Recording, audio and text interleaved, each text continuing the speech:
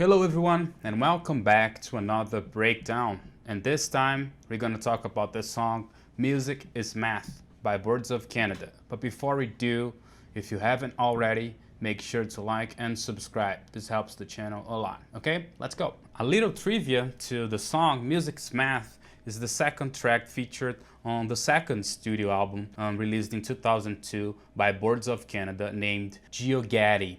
This record is viewed as one of the most eerie and dark stuff that the duo has put out, actually at least by then. As they stated on some interviews, this is probably due to the context of recording this album, because it was around the terrorist attacks of the 9/11 and the world was in a kind of a somber place, which reflects in the songs that we hear in Geogatti. The voice samples are also a bit more cryptic and they lead people to build theories and argue over the subjects and the themes that this record is covering.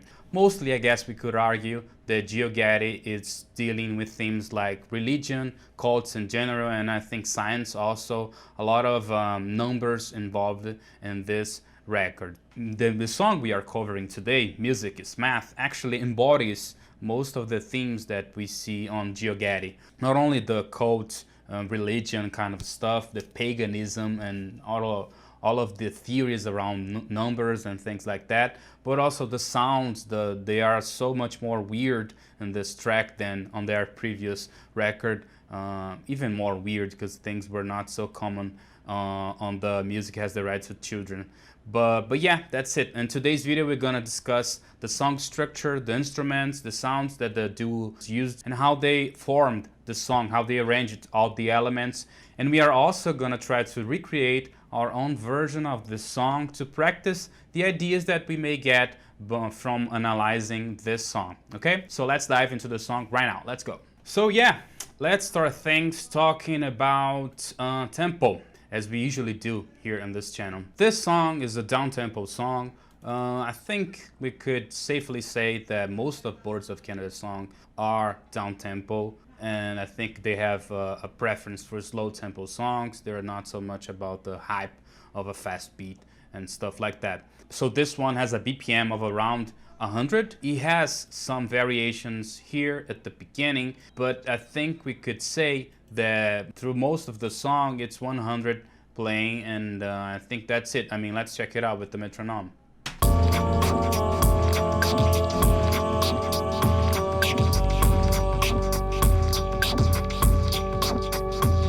If we move to this area here, still the same, right? Maybe here also. The tricky part with the tempo is this beginning here, this intro. I actually tried to guide myself by these sections here because everything's happening here, so it's a little bit easier to figure things out, tempo-wise, at least. And at the beginning it's a bit weird. We have some kicks here.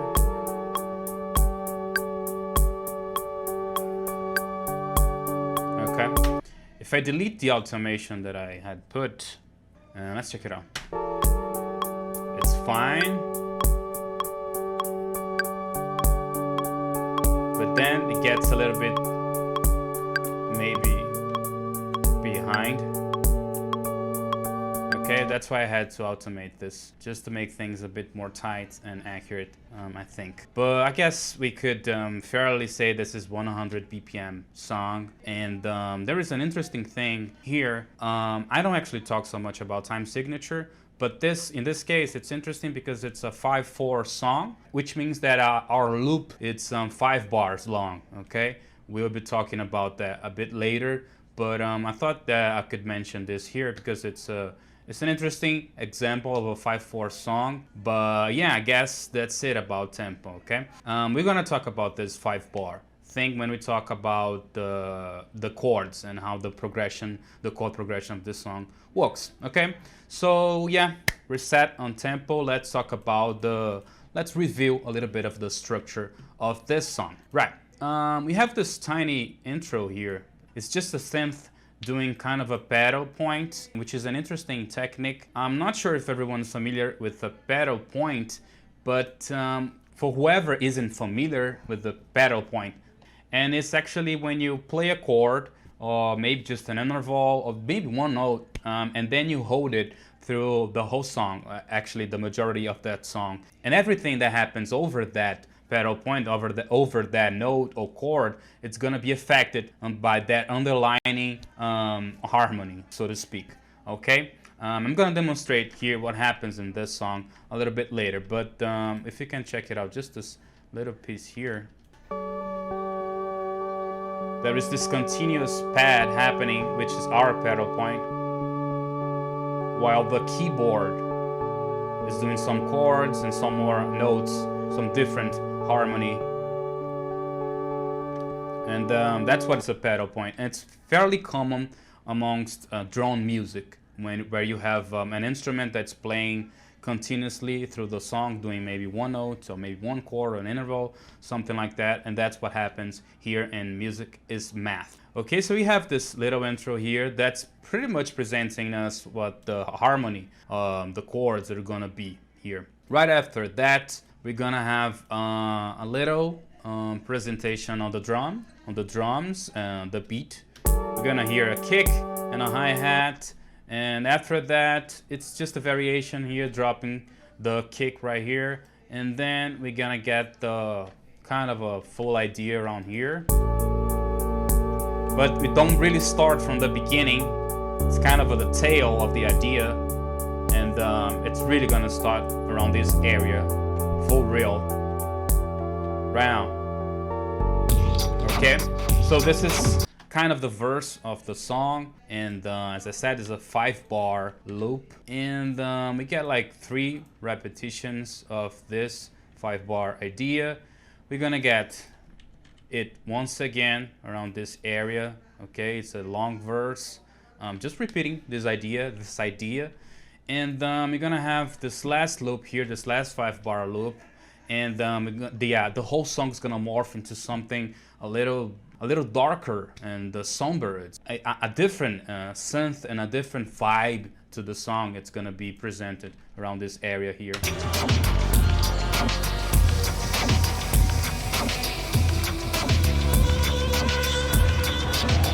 It's almost just noise and the beat. There isn't so much of a harmony happening here.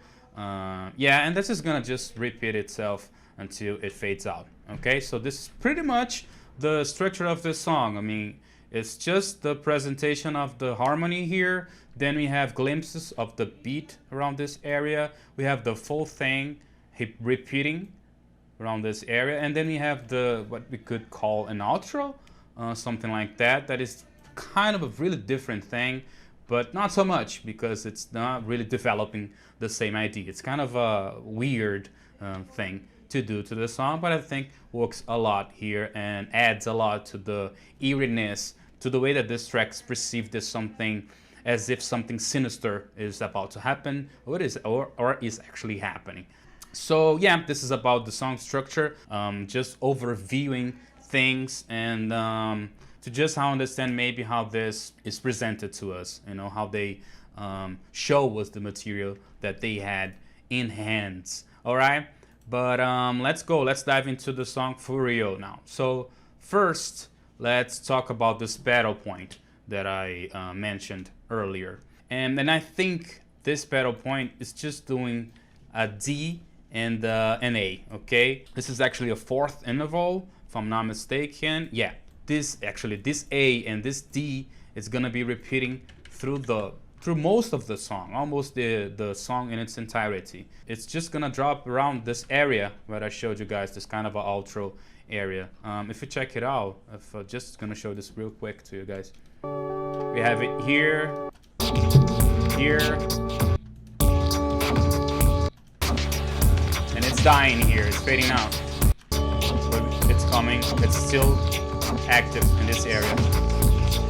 And as I said earlier, the interesting thing that this does to the song is that every chord that we play over this is going to be affected by those 2 notes being held together, been playing together for so long. Okay, so our chord progression is going to be a little bit different because of those two notes, and we're going to talk about this right now. So yeah, it's a simple technique. You just hold whatever you think could work for you. In this case, they hold this fourth interval and they make this sound here. I'm gonna be showing you guys snippets of the recreation I did just to highlight the elements of the actual song. Let's first check it out how the song starts for real. I'm gonna highlight just the pedal point now.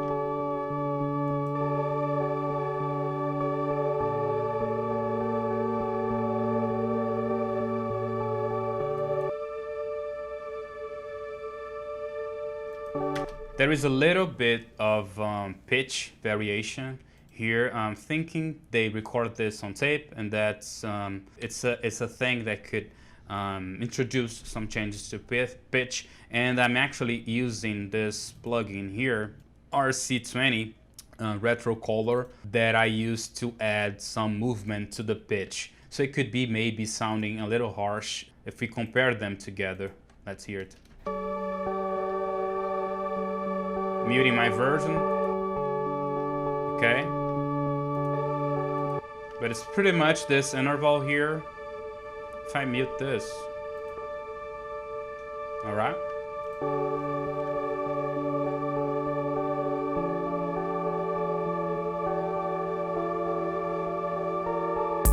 okay, and along with this pad here, this pedal point, we also have this keyboard that sounds like an electric piano, something close to a Rhodes. It's pretty much the same sound that we hear on a lot of Boards of Canada songs. Yeah, and it's doing some interesting chords. Let's first listen to the original version of the song.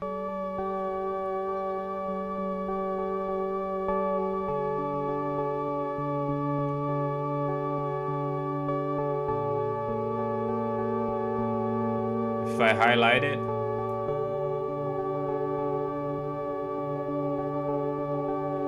I'm gonna isolate it.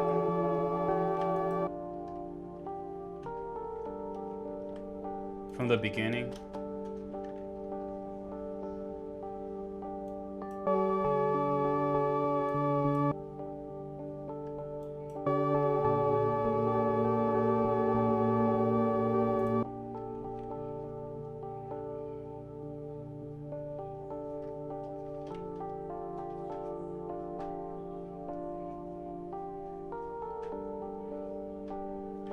Okay, my version of the pad and the keyboard playing along should sound something like this. Let me just put this up a little bit.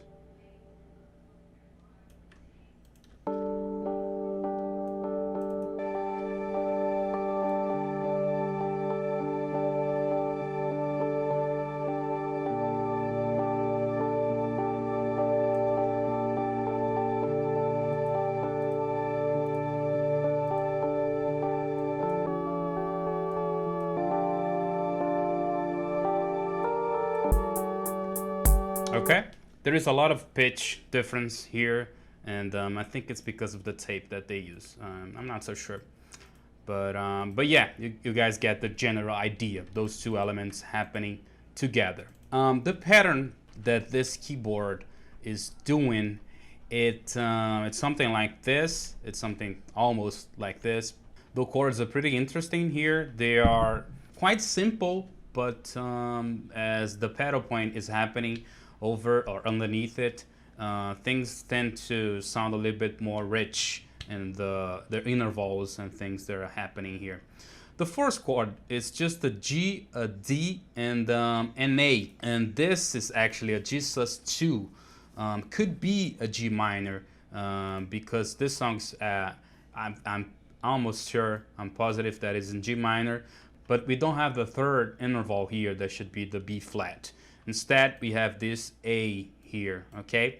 So that's why it's a sus2. I'm not sure, again, if everyone is familiar with suspended chords, But again, to simplify it, but a suspended chord happens pretty much when the third of the chord is replaced by the second or the fourth interval. Okay, so in this case, we would have a G minor, and a G minor is a G, a B flat happening right here, and this, a B flat happening right here, and a D, all right? But instead, the third is replaced by the second interval, that is this A, but it's happening up here, okay? If it was a sus4, a suspended 4, it should happen here, all right?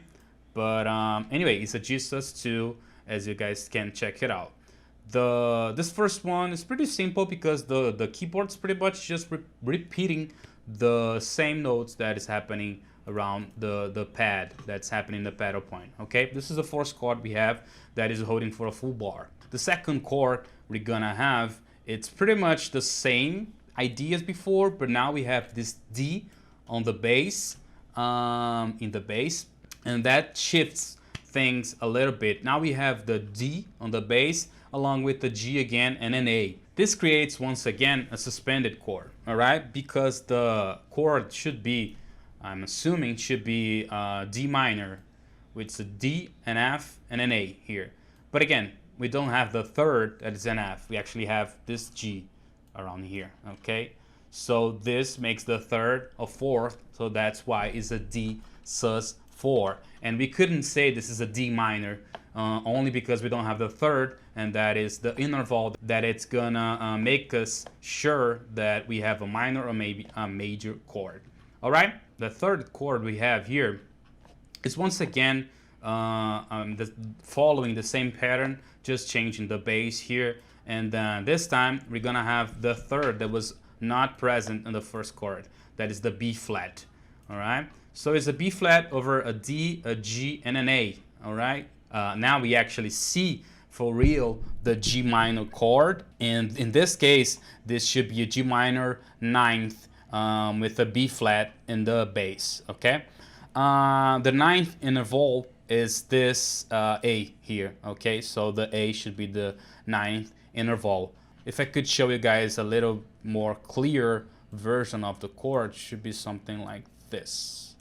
Okay, this is the third chord happening.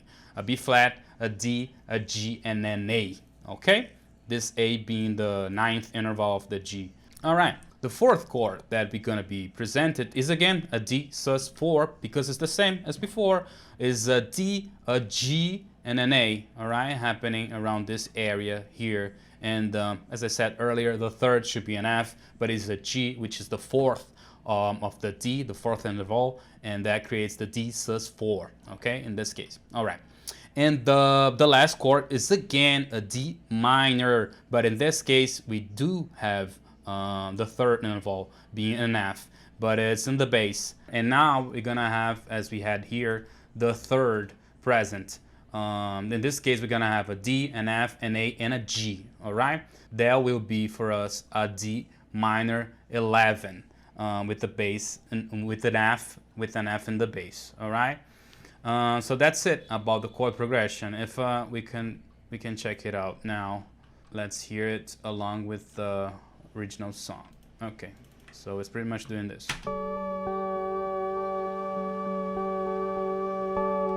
The second chord, the D sus4. The third, the G minor with the B flat and the bass. The third chord, again, a D sus4.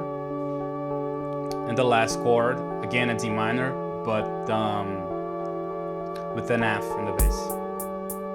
The first one, the G sus2.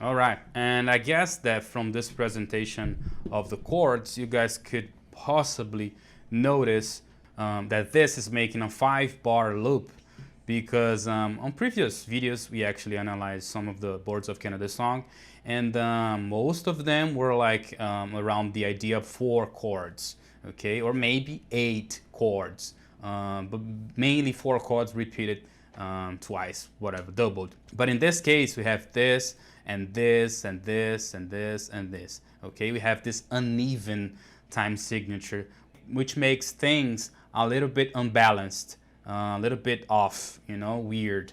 As if we expect the loop to restart, but it actually has this little piece, this little ending to restart once again. This actually had a lot of influence on me, because it's a weird thing. When you perceive a time in a certain way, it's really hard to actually listen once again to how it should be or whatever it is, you know. Because if I showed this song right now to some random person that's probably never listened to this ever, they would be like, what is happening? This is weird. I'm not sure if I'm comfortable listening to this. But once you're familiar with this timing, with this time signature, you get a bit hooked, and you just can't really, you can't just tell when things are more comfortable to listen to, something like that. I don't know if everyone gets what I'm trying to say. But yeah, we have this here, this first 5 bars here happening. And right after that, we have this next section here. The chords are gonna repeat, all right? It's gonna be the same chords throughout the whole song, except the outro. But there is a little bit difference, a little bit of variation on just the hits and the patterns and how they voice the chords throughout the cycles. But the chords are pretty much the same, all right? And as I always do, I'm gonna leave this available. If anyone wants to download this, you can email me or contact me in whatever way you could find. Okay, so we're gonna have this repetition here of the first cycle, and when this happens, as I said earlier, we're gonna be presented with the first elements of the beat, the drumming. Okay, so let's hear for that from this area here.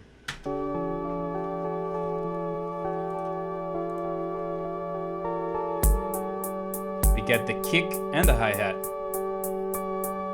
This is our cycle now.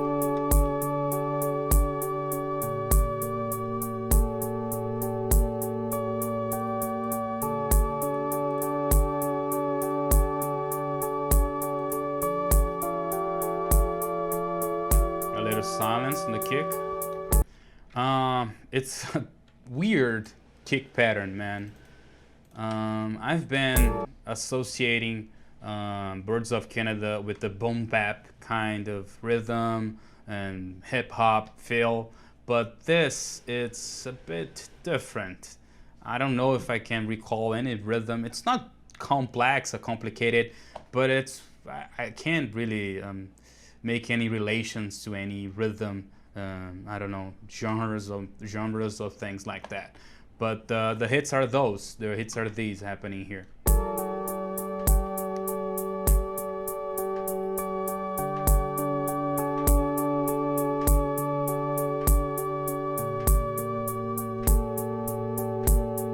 I have this silence that's pretty interesting.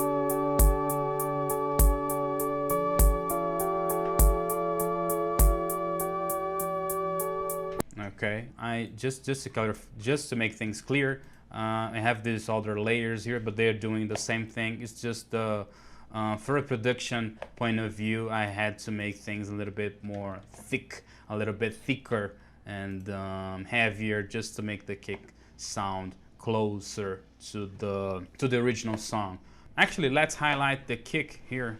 I'm gonna play it along with the original song.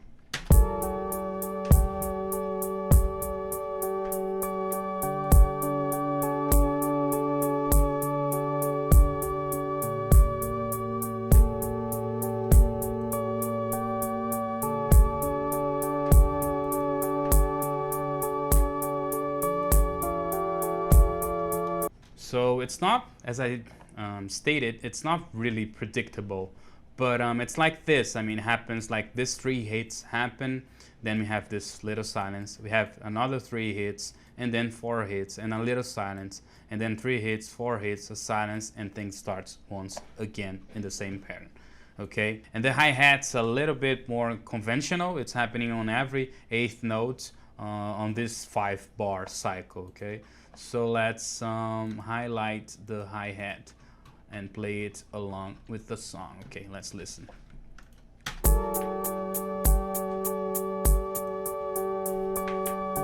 Has this metallic sound. Mine is a little bit more open.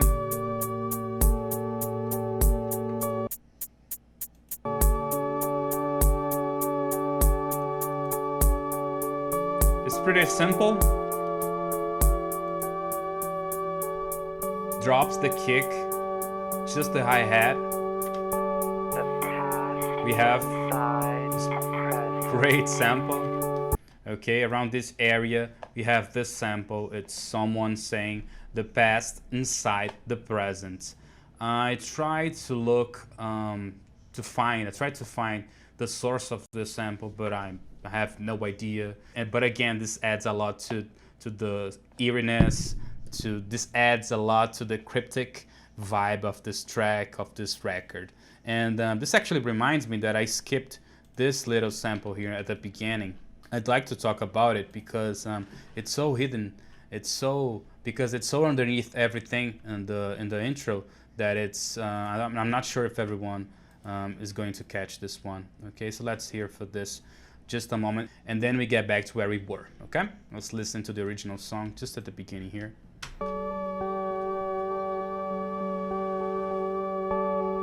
Deep in the background, you can actually hear some birds chirping, some bird sounds. I'm gonna play it again so you guys can maybe grab it. Right at the beginning, it's really easy to listen to.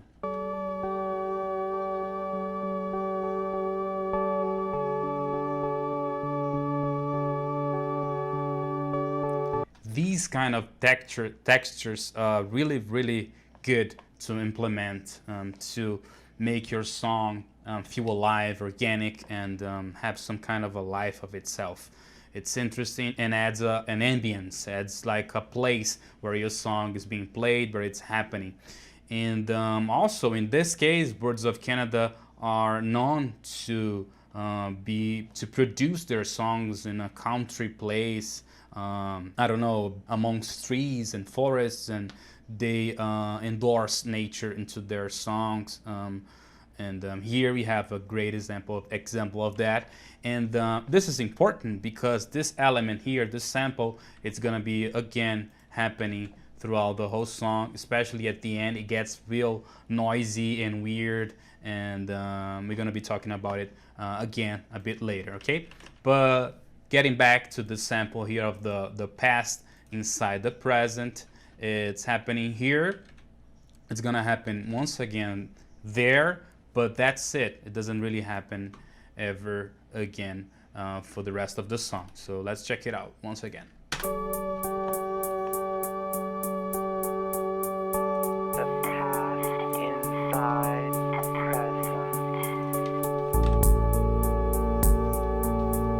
As I normally say, these kinds of samples serve the role of introducing a new element, of building up something, of maybe catching your attention, of maybe trying to call you into the song. You know, like, hey, listen, something new is about to happen, which is gonna be the bass that we're gonna hear right after this. In this area.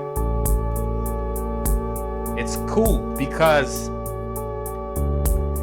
it happens at the end almost of the cycle. It builds a lot of tension.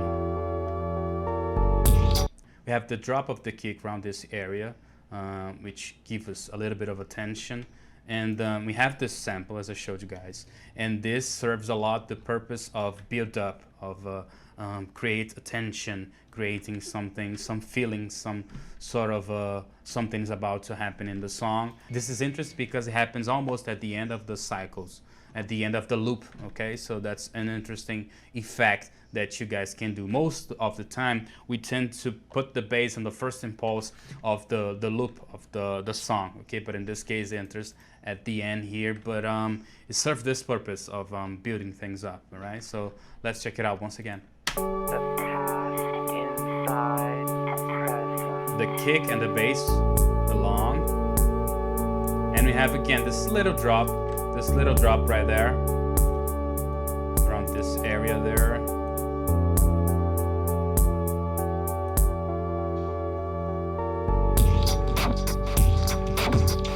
And finally, what we could be calling the verse, or the main idea, the main loop of the song.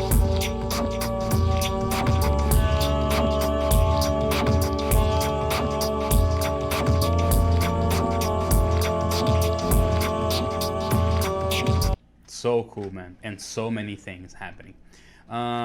Let's start things talking about the same elements that are presented, just repeating from the previous segment. This kick here is just doing the same pattern as before, but in this case, as I noted here, the kick's a little bit more roomy, as if it has it's more there is more space to it. Okay, maybe a little bit of a reverb on it, I'm not so sure. Let's compare those two kicks here. It's a little bit more dry. If we compare to this, it's way bigger and it's huge, I think. As I said, as if there is more room to the kick to expand its sound, you know, something like that. And also, we're gonna have a second kick, a second pattern. We're gonna have this hit here. All right, so let's check it out. Okay, it's way shorter. It makes the rhythm groovier and more syncopated.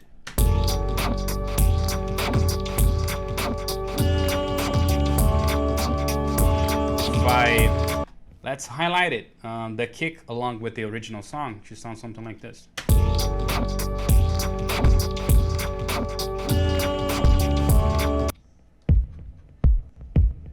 Something like that. The pattern.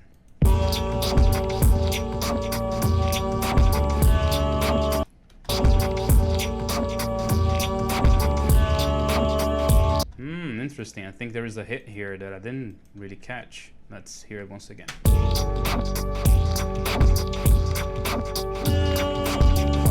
Yes.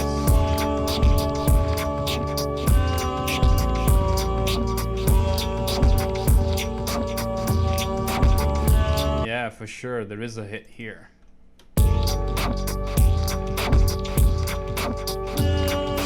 Yeah, I think here there is a hit.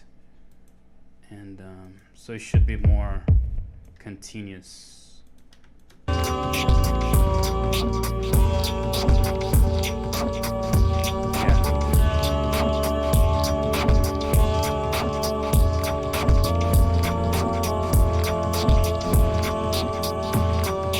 Yeah. Okay, something I didn't catch before. Didn't really pay attention so much to this. Yeah, so that probably happened because I assumed that the pattern was the same as we heard here, but it isn't. It's way more continuous. It's happening on every impulse. So I think on every half note. Yeah, it's happening on every half note of the loop of the cycle. Okay, so yeah, and this one here is happening on this kind of weird impulse here, and it's creating the syncopated rhythm that we discussed earlier. The hi-hat isn't so much different. It's almost doing the same pattern, but I feel like more energy than this one, the previous one.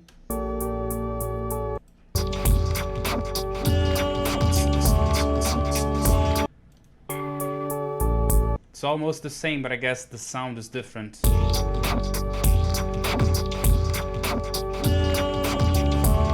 But I would say that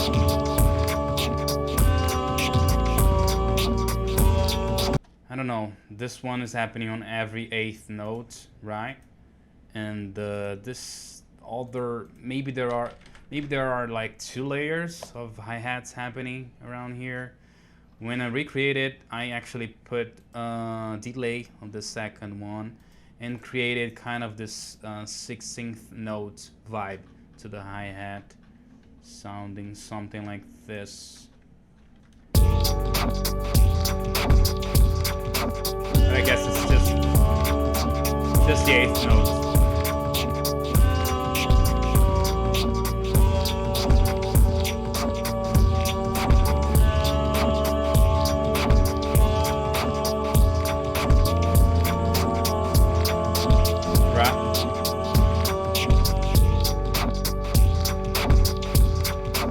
I believe so. It's the same pattern of, but maybe 2 layers of hi-hats happening. All right, and we have this area here. It's the multiple noise, reversed noises that we hear and listen through the beat. Let's try to catch that. I'm gonna turn off all the other elements that we're listening to, and let's try to focus on the noise. I hear this first one as there is something noisy happening along with the kick. The first kick, you can really catch it.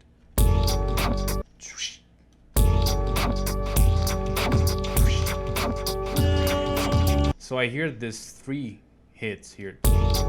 There is this here that's a little bit more closed, and there is this last one that's way present. It's kind of more obvious to catch. It's like whoo.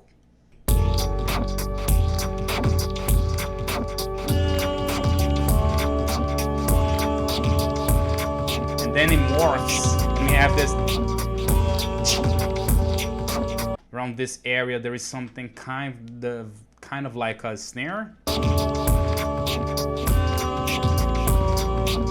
It's not even a snare, it's just a plain noise thing. I don't know, it's just noise. Could be another hi-hat.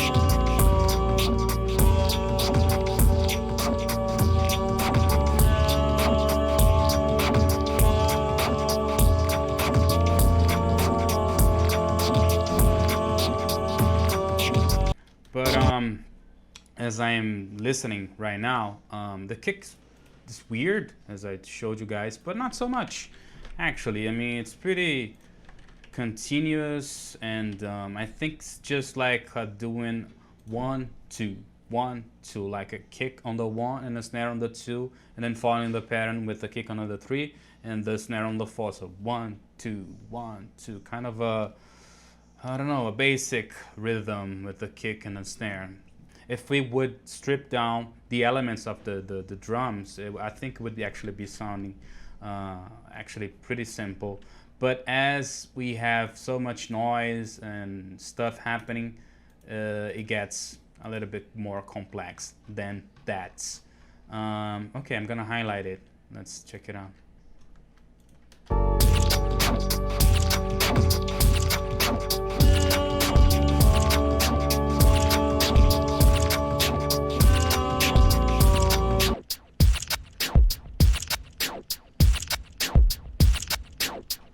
Something like that. Okay, there are a lot of noise happening.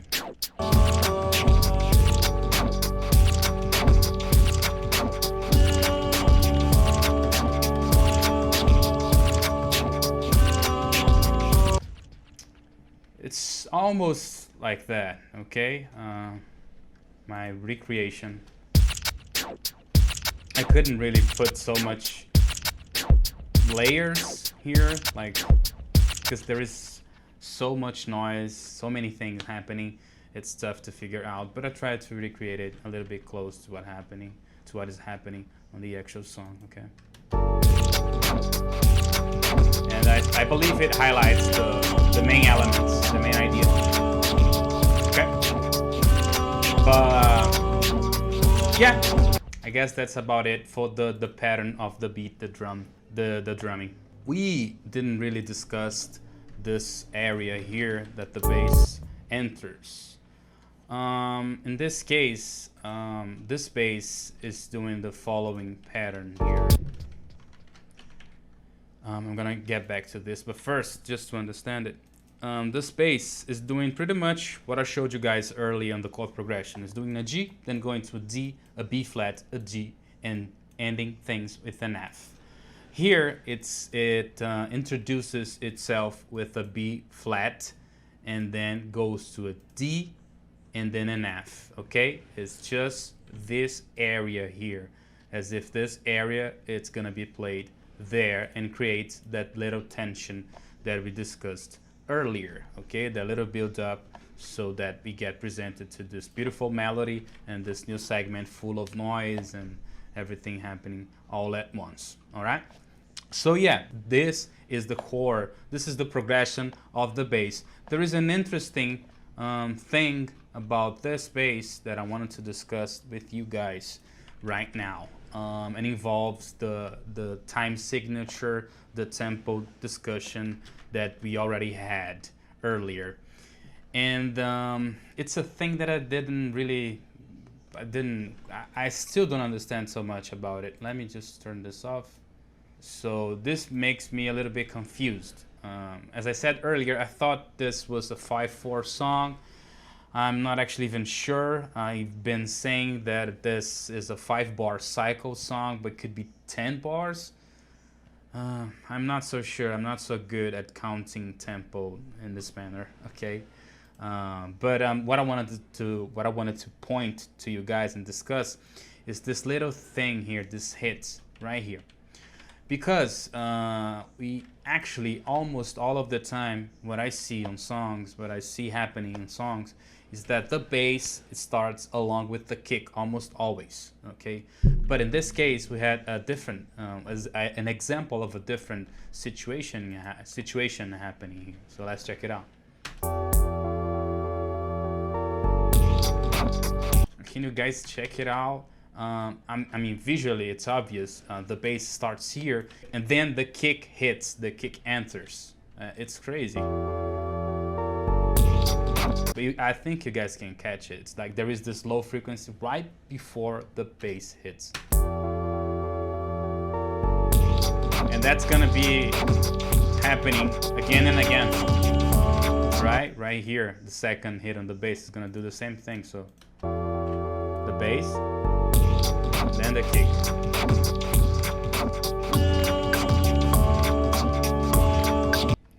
As I said before, guided myself with the metronome, with the rhythm section, with the kick. So the first hit on the metronome is gonna be the same that the kick does, but it's not gonna be the same as the loop of the bass. So that brings me to the question, where does this loop start?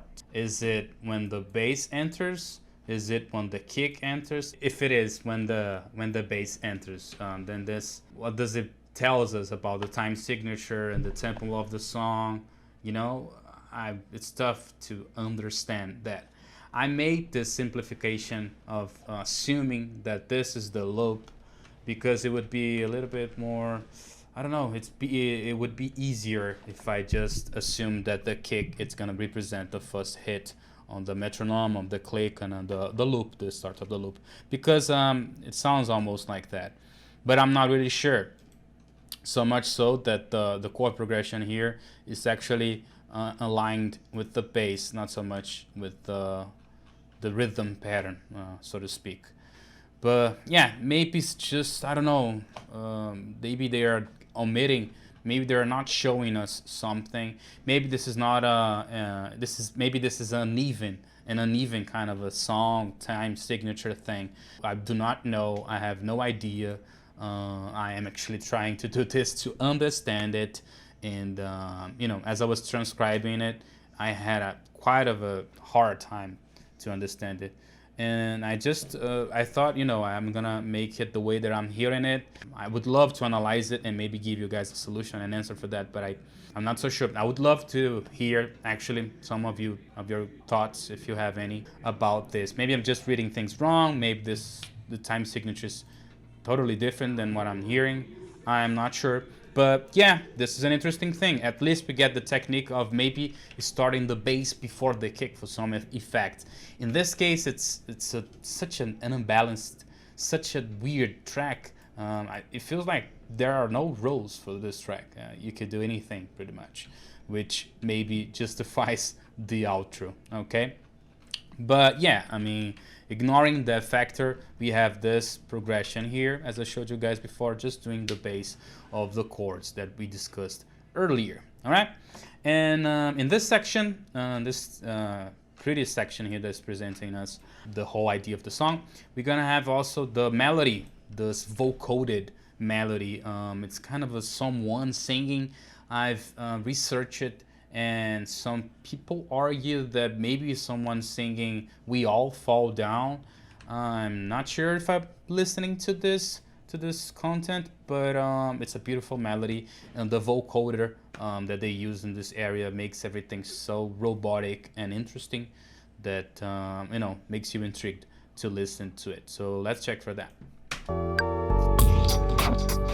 Turn off the metronome.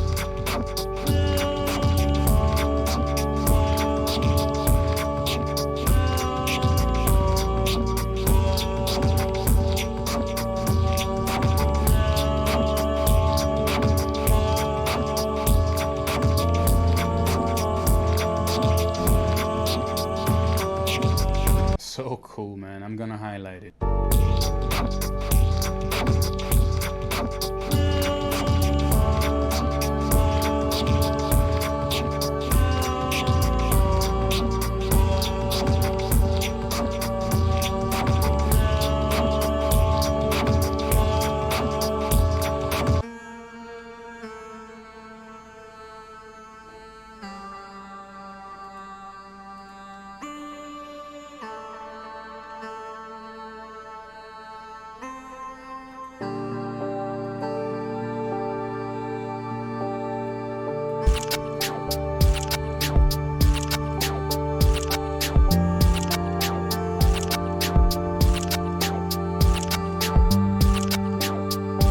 Again.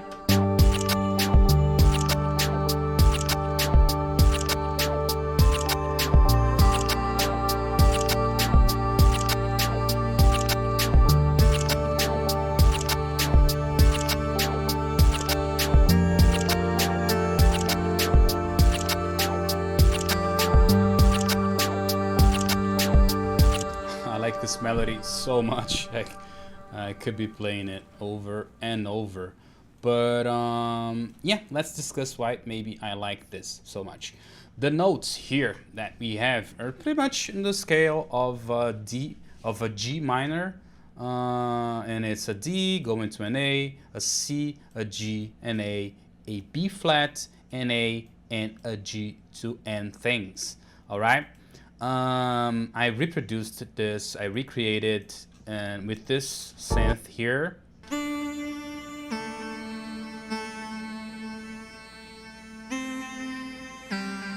I used massive,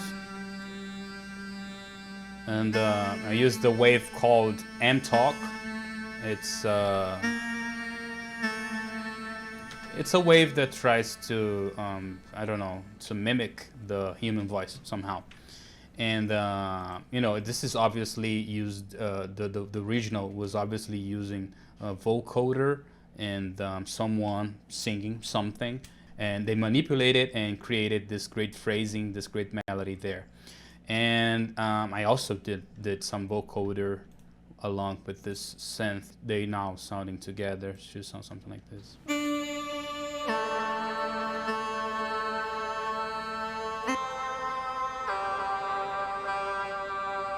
Okay. This is pretty simple. I just I sang the I sang the melody here. I'm not gonna show you guys, but I sang the "We All Fall Down" kind of a idea lyric. I don't know. I didn't know what to sing. I just wanted to hum the melody, and you just put a vocoder effect. Go to this place here. I think it's called carrier. I suppose it is, and you select external. And then you use the audio from where you want to modulate your wave, whatever it is, and then you know mess up with the settings, less attack, way more attack because it's not so sharp, the attack and everything. You know, you do some work on that, and you get this sound here.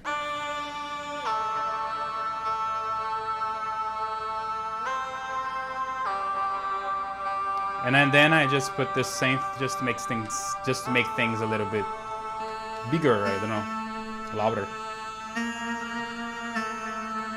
Okay, yeah, just to get a little bit close to what's happening in the original song. All right, yeah, I think that's about it for this main idea of the song. From now on, they are just gonna develop this idea and arrange things to keep the track interesting. Okay, so from the end of the cycle here, let's continue listening to the song.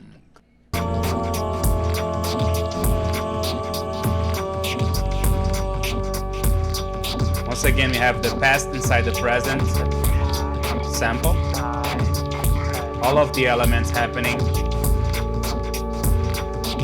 We still have this pad, the pedal point that I showed you guys earlier. Everything the same.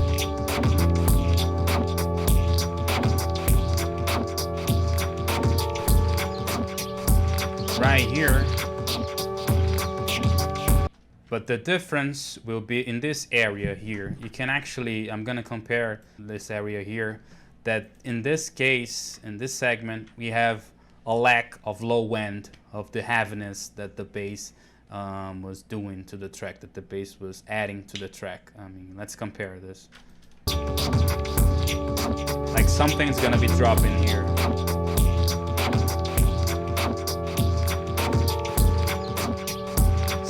Suddenly the track's now, there is like a void in the track.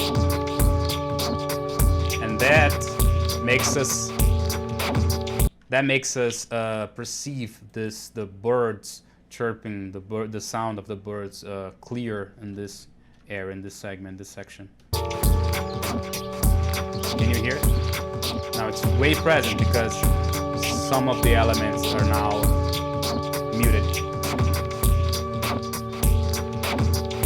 And I believe so it's the bass, because compare this area to this one. Way more happiness, right? Just the beginning. Okay, I think it's pretty clear. Yeah, I just wanted to point that out because I'm not sure if I can make the point that the birds, the sound of the birds are being, you know, happening here in this area, but I think so. It's probably with, I don't know, some effects on it, and maybe it's just underneath everything. But in this area, you can actually really hear it, as I showed you. So you have, again, the same cycle, but without the bass, and at the end of it,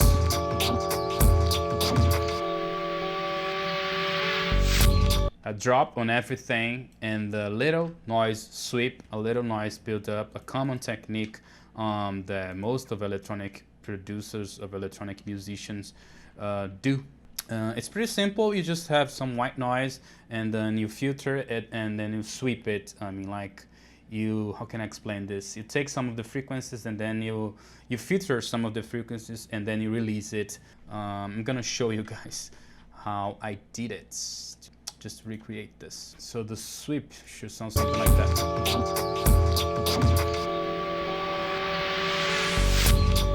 Okay, just a sweep here.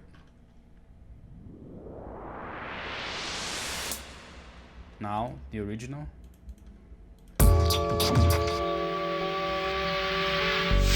Okay. And right at the end here, again, you can hear the birds. It's cool, right? The melody, everything's the same as before, but the noise is maybe more aggressive on all of the elements. The birds are getting more present in the track.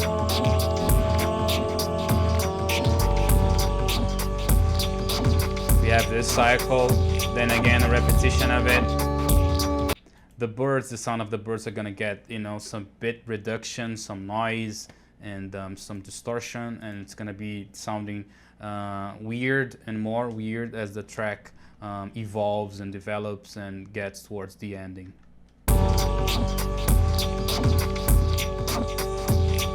Around this area, we're gonna have another drop as before, the drumming and the pattern of the beat, and a little noise sweep once again.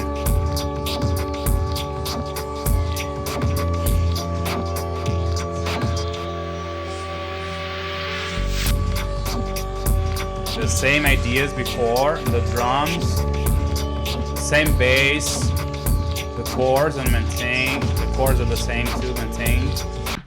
In this final cycle here, everything's the same.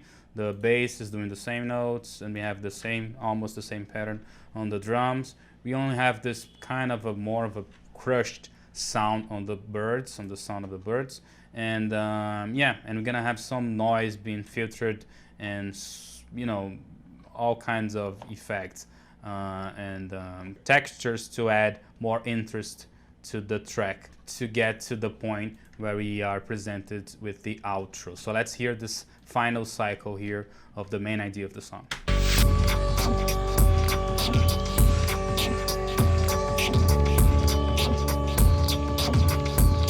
The birds are pretty crazy now. The song now it's getting sinister. The noise is increasing, and we have this final element here.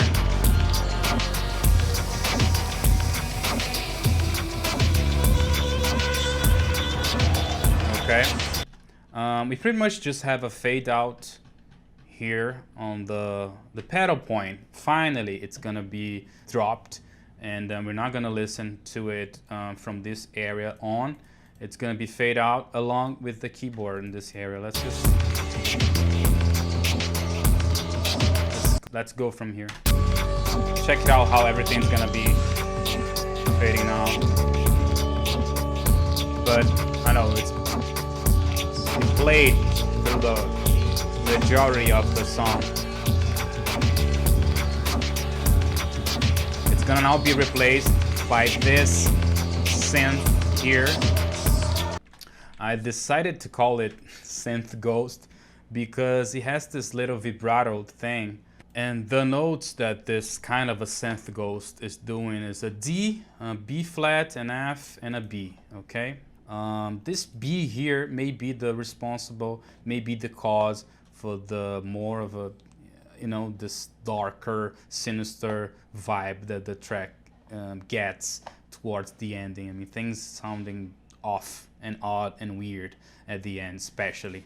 Okay, so let's check it out. And as the pad, the previous pad, and the keyboard are fading out, our synth ghost is fading in, so it gets this smooth transition. So let's hear for that.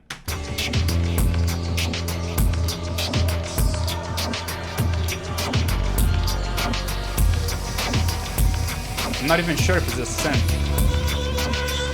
It's a weird sound. Sometimes resembles a human voice somehow. We have a little sample in this area.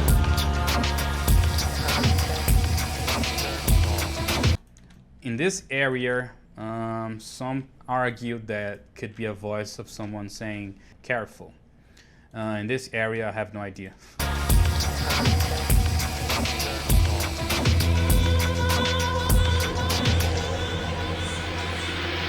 I'm thinking the bass is doing the same notes.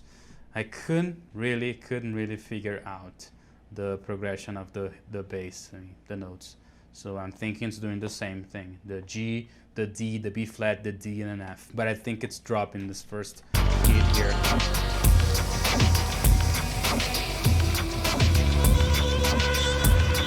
Because, you know, you can hear how heavy things get when this enters. But here, there is a bass.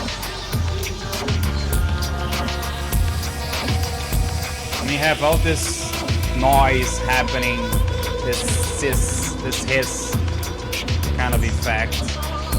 The birds are sounding crazy and way more distorted.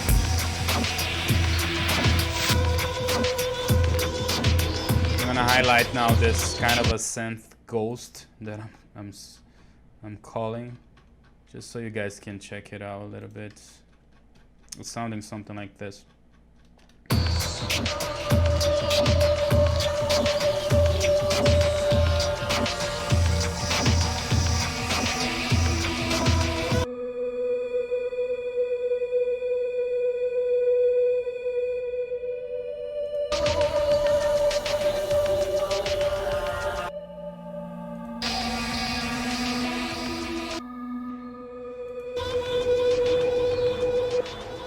And then the beat, the drums are gonna fade out with a little bit of a delay.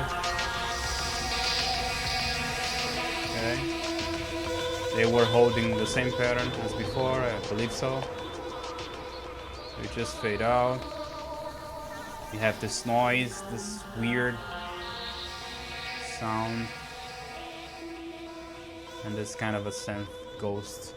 It's gonna wrap things up.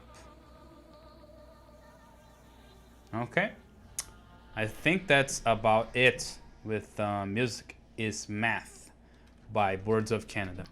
Again, I just want to make sure everyone understands that I'm trying to understand the song as much as probably anyone who is watching me right now. Okay, so if there is anything here that's not accurate, maybe that you think it's different, that you had another conclusion, please let's discuss, let's argue over the analysis that I presented to you guys.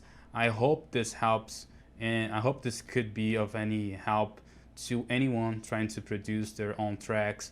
I'm making this to understand what are the elements that maybe makes me interested in the track, you know, that maybe trying to understand why Music is Math, for example, is such a popular song amongst Boards of Canada's fan. You know, it's actually weird for me because there is this odd time signature, this weird chord progression, the drumming, it's kind of the rhythm section is kind of okay, it's kind of a common one, but it's a different track than you might think could be popular amongst the average listener. I don't know. So yes, I think that's it. I'd really appreciate if you guys could share my content, my channel, with anyone that may be interested in this kind of discussion.